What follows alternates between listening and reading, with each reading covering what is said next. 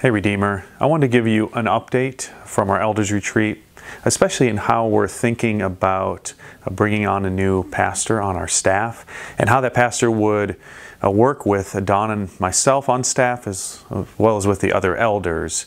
And so as we thought about this and prayed about it, we realized that we need to do a little better job as an entire pastoral staff and elders of clarifying the different positions and roles of each of our staff pastors, how they relate together.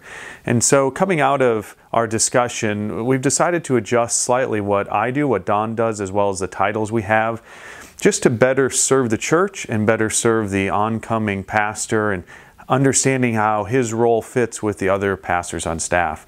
And so currently my title is the pastor for preaching and leadership development, and you'll notice in the attached job description that changes slightly to simply the lead pastor.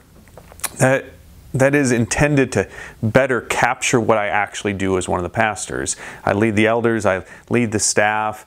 I'm the one who's primarily up front leading the church through preaching and sort of sharing where we're going and where the elders believe God is leading us. I'm the one who connects with leaders from other churches as well as prepares leaders from Redeemer to send to plant churches.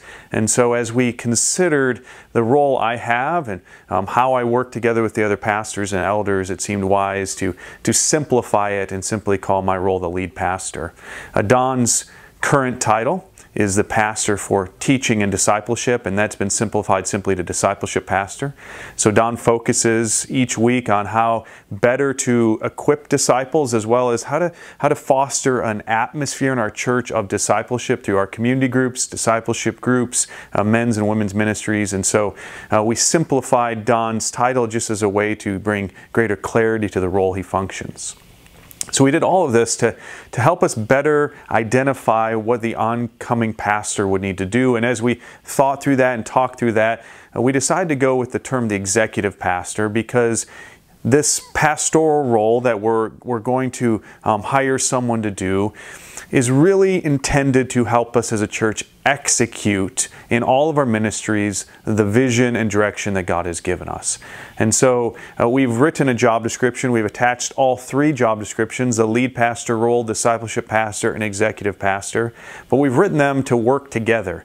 Now all of us are just elders, and so we're in equal authority with the other elders, but we wanted to better help identify how we function as pastors who are on staff with each other, as well as clarity for the pastor that's coming on.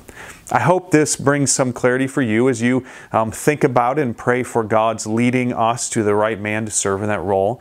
If you have any questions about the terminology we've used or how we've rewritten these job descriptions, we certainly welcome you to ask. Our goal, as always, is to best serve the church, to bring clarity. And as we think about the future and different opportunities God gives us, we want to just be in the best position possible to move forward in the way that God calls us to move.